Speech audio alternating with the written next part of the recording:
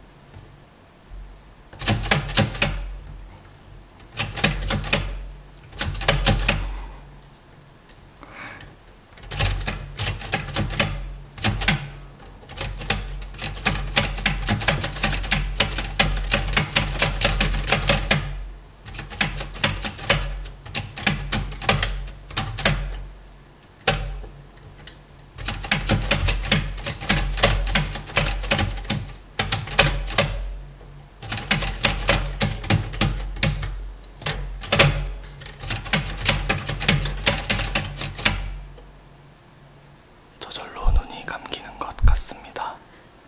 그럼 다시 이어서 읽어보겠습니다.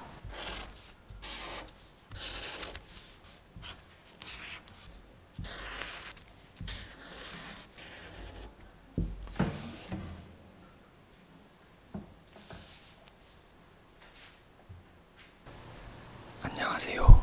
국내 최초 동계 ASMR입니다. 통계청에서는 정확한 통계 조사를 위해 전국에 있는 통계 조사원들이 직접 현장 조사에 나서는데요. 이때 조사 경험을 바탕으로 매년 통계 현장 조사 수기를 공모하고 있습니다.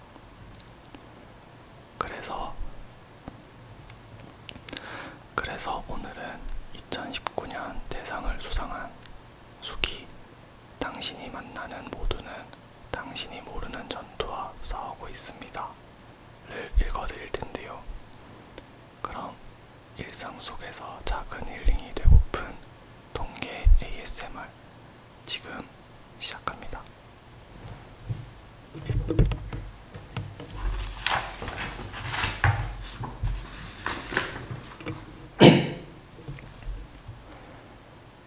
야, 조용히 하네. 내 집에서 안 나가. 시끄러워서 술을 못 마시겠잖아. 농가경제조사 대체농가 Y 아버님. 오늘은 이 아버님을 세 번째 찾아뵙는 날이다. 첫 번째 방문 때에는 오후 3시에 이미 만취해 방에 누워 계셔서 한마디 말씀도 못 드리고 돌아왔었다. 두 번째 방문 때에도 오전부터 술을 드시고 계시는 아버님께 조사 목적을 간단히 설명드리고 가구원 현황을 묻는데 뭔 이런 것까지 왜 물어보냐 고 조사표를 뱅개치며 경로하셔서 더 해보지 못하고 돌아왔었다.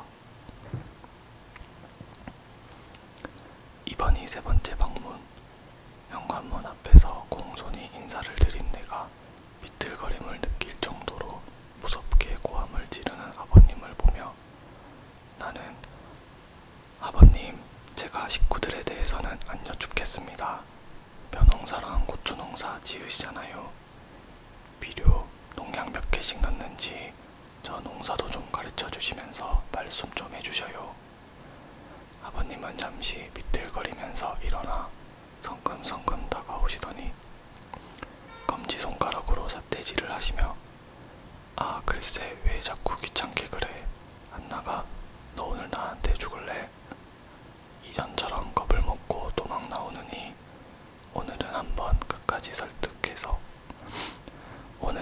끝까지 해서 설득에 성공하겠다는 각오로 미소 띈 표정을 잃지 않으며 그 자리에서 버텨보았지만 아버님의 굵은 근육의 힘을 이겨내지 못하고 결국 문 밖으로 쫓겨나고 말았다.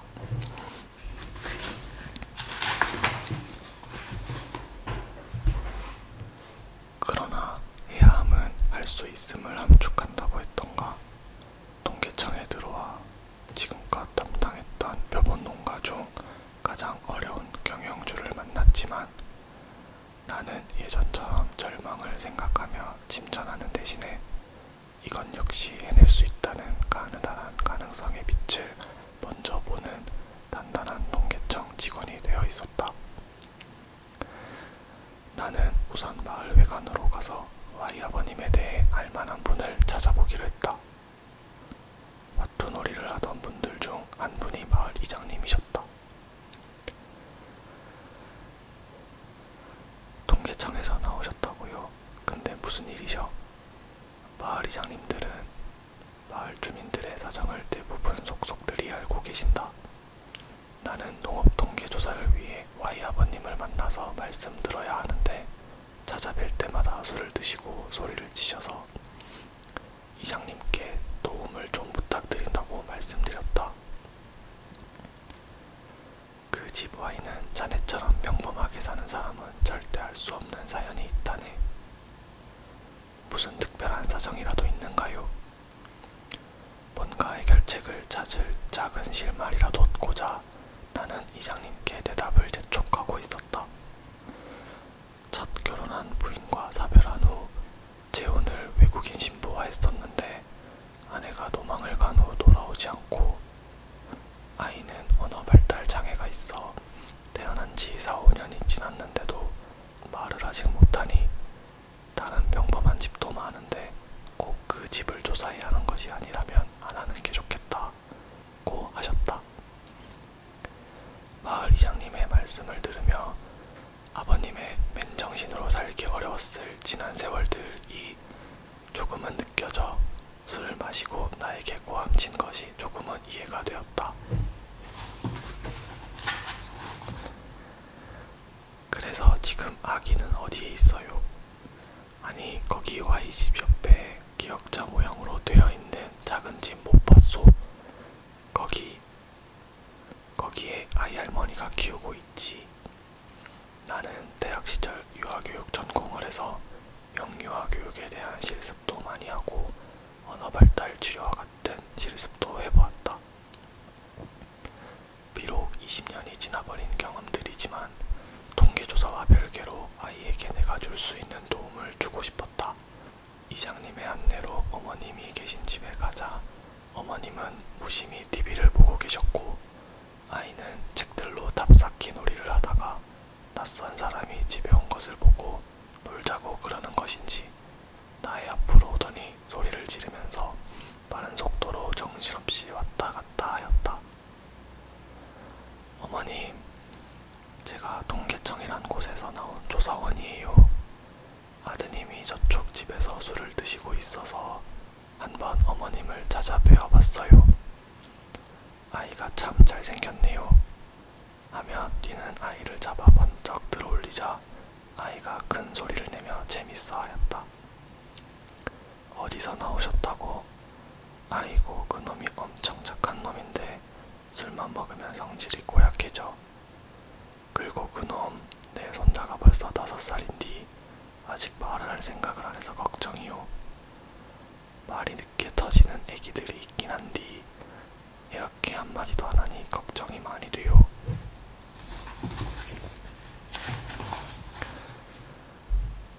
아이가 영아 시절 어떤 충격을 받아서 말을 못하게 된 것인지 염색체에 문제가 있는 것인지 아니면 단지 말이 늦게 트이게 되는 경우일 뿐인 것인지 비전문가가 다 된 나는 아무런 대답을 할 수 없었다.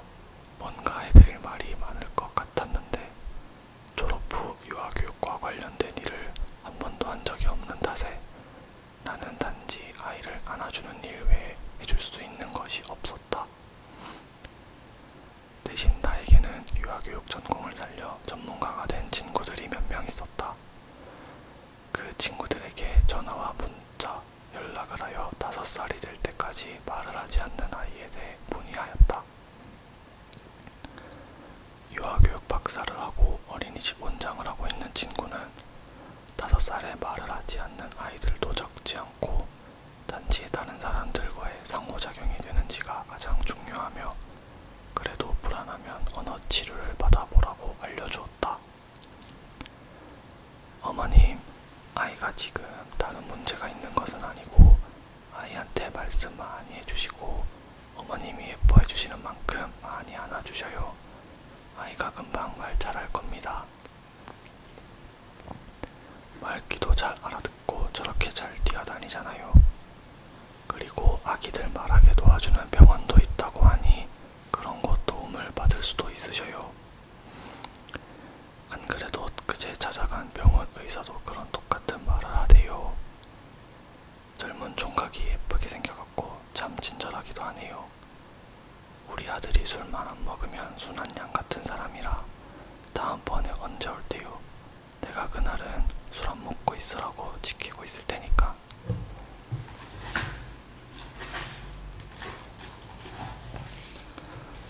며칠 후 나는 약속대로 술을 안 드신 상태로 계신 순한 양인 아버님을 허무하리만큼 짧은 시간에 설득하여 그 후부턴 통계조사 오는 날은 낮술 안 드시는 것으로 미리 약속하여 병원하게 몇 달간 조사할 수 있었다.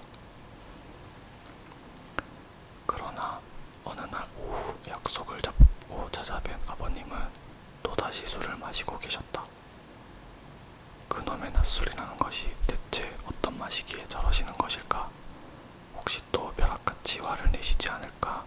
내심 걱정하며 아버님, 오늘 술 안 드시기로 해놓고 또 술 드시고 계시네 하며 아버님의 술상 옆에 차라리 털썩 앉아버렸다. Y 아버님은 그 하얗고 수많은 치아를 보이시며 큰 목소리로 우리 아들 영덕이가 이번에 대학교를 가게 생겼슈. 설렘과 기대, 자랑스러움이 함께 뒤섞여 있는 Y 아버님의 목소리였다. 아버님께 농가 경제조사를 마친 후 아이의 할머니께 인사를 드리러 옆집에 들러 어머니, 큰손자가 대학교에 간다면서요. 축하드려요. 그러나 어머니께서는 연약한 얼굴이 조금 굳어지시며 내가 솔직하게 얘기함은 저 생각 없는 놈은 첫째 마누라한테 낳은 아들 하나가 대학교까지 간다니 속없이 좋다고 저러는데 나는 진짜로 대학 학비가 엄두가 안 나서 차라리 공장이나 다녔으면 좋겠슈. 그 어린 놈이 지금은 지가 벌어서 다닌다고 하지만 몇백만 원씩 되는 대학비를 어떻게 벌어서 내고 다닐 수가 있을란가요?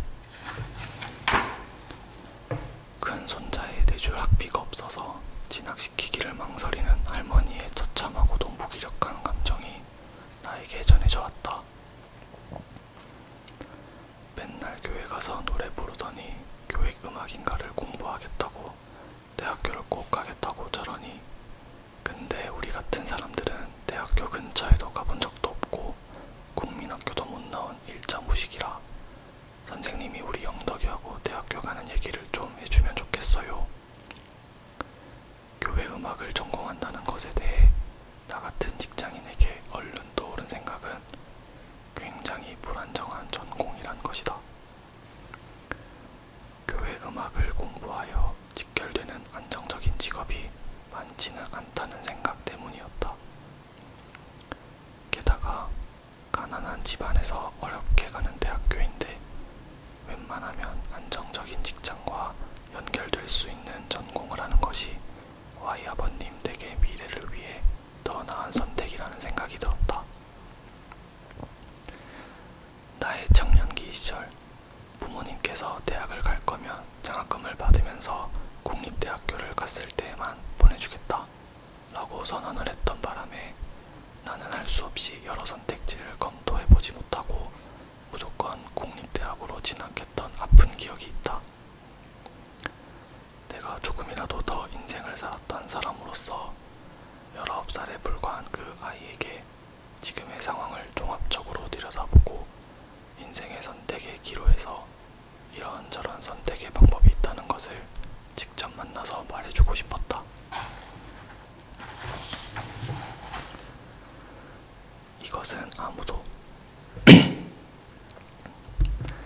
이것은 아무것도 몰랐던 나의 어린 시절. 단지 가난한 부모님의 몇 차례 다그침에 굴복하여 원하지 않는 학교로 진학했던 어린 나를 만나 나에게 이야기를 해주고 싶은 것과 같은 것이었다. 그리고 얼마 전 적극 행정에 대해 직장 교육을 받았을 때 우리에게 주어진 통계조사 업무에 더하여 국민들이 정말 필요로 하는 일을 하여 서비스 요용도가 체감될 수 있게 한다는 측면에서도 옳은 일이라는 생각이 들었다. 나는 영덕이를 하루빨리 만나보고 싶었다. 일주일쯤 후 만나본 영덕이는 키는 중간이지만 매우 마르고 내성적인 아이였다. Y 아버님은 영덕이가 새벽 늦게까지 음악을 만들고 주로 방에서만 지내는 아이라고 하셨는데 역시나 사람들과 대화를 잘할 수 있는 아이는 아니었다. 음악을 좋아하니? 네. 음악을 만들기도 한다던데 정말 대단하구나. 묻는 말에 겨우 대답만 하고 어떤 말에는 대답조차 하지 않는 아이와 이야기를 풀어나가기가 어려웠다. 영덕아, 음악을 한다는 것은 정말 멋진 일이야. 그렇지만 아저씨 생각에 공부를 한다는 것은 우리 같은 보통 사람들에겐 결국 돈을 벌어서 생활을 영위하려고 하는 거거든.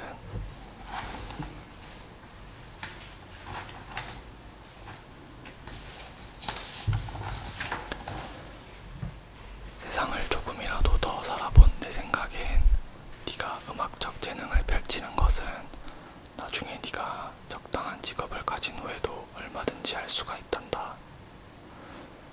그나저나 우리 영덕이 음악 실력이 어느 정도 되는지 한번 보고 싶은데 좀 보여줄 수 있겠니? 영덕이는 처음에는 조금 부끄러워하더니 골방에 있는 작은 피아노와 기타로 자신의 연주를 나에게 직접 보여주었다. 음악을 잘 모르는 내가 보기에도 엄청난 연습을 한 솜씨였다. 제가 밤에 혼자 작곡을 할 때 악기로 쳐보면서 해야 하기 때문에 악기가 필요해서 아르바이트를 해서 샀어요. 선생님, 사진 속 여기 어딘지 아세요? 영덕이가 갑자기 말을 많이 하기 시작했다. 제가 2학년 때 동아리 애들 데리고 대학로 거리에서 연주하는 모습이에요. 대학로 공연 사진 속에서 영덕이는 연주자 중 맨 앞에서 열정적으로 주인공 역할을 하였다. 묻는 질문에 대답도 겨우 하던 아이가 사람들 앞에서 거만한 표정과 멋진 포즈로 연주를 하고 있는 모습이었다. 연주를 하면 어떤 기분이 드니? 사람들 앞에서 하면 떨리지 않아? 네, 저는 엄청 많은 사람들 앞에서 제가 만든 곡을 친구들하고 노래하며 연주할 때가 제일 행복한 것 같아요. 선생님, 제가 만든 곡 들어보실래요?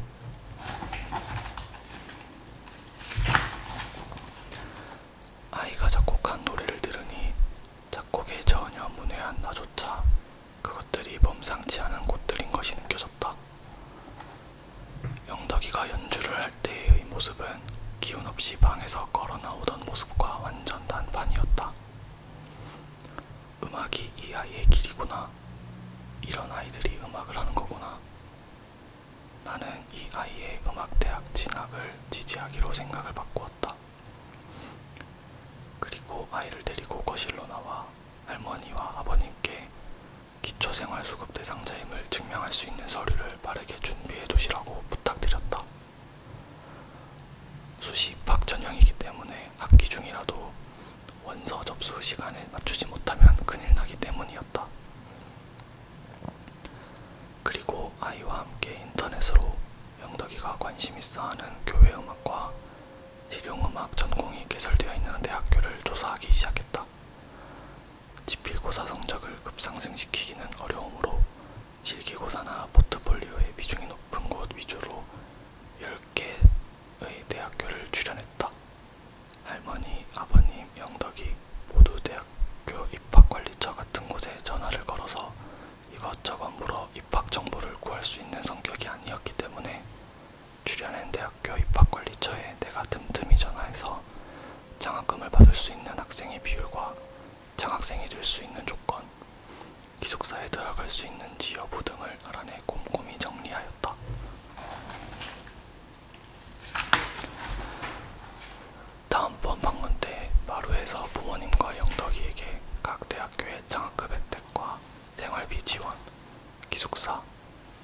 실기고사 종목 등에 대해 설명하고 상의하여 혜택이 많고 영덕이에게 가장 유리한 대학교 3곳을 노리고 지원하는 작전을 짰더니 드디어 모든 것이 간명해졌다. 아버님께서 영덕이의 시험장까지 따라가 격려를 할 형편이 못 되었지만 나도 또한 통계조사 경상 업무도 꼼꼼히 해야 할 의무가 있었기 때문에 영덕이 일만 붙잡고 있을 수는 없는 일이었다. 더 이상 영덕이를 실질적으로 도와줄 수가 없어서 아쉬운 마음에 나는 영덕이에게 마지막으로 한마디를 더 들려주었다.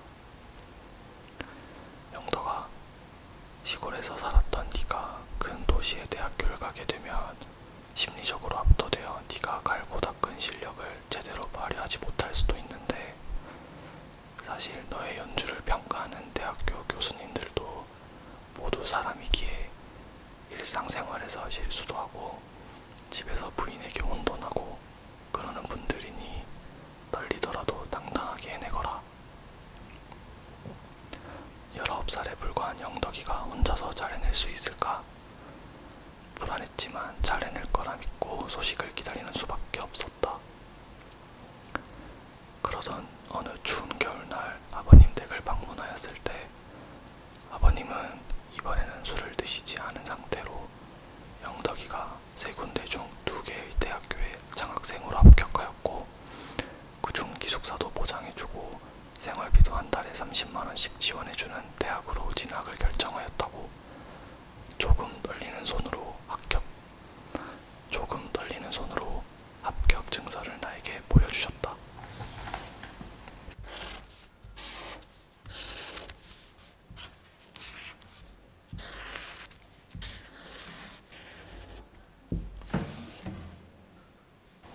오늘 통계 ASMR은 여기까지입니다.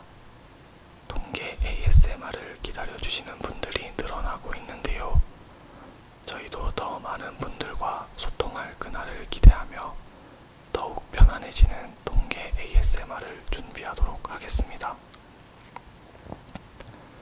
그럼 일상 속 작은 힐링 통계 ASMR 다음 시간에 뵐게요. 안녕.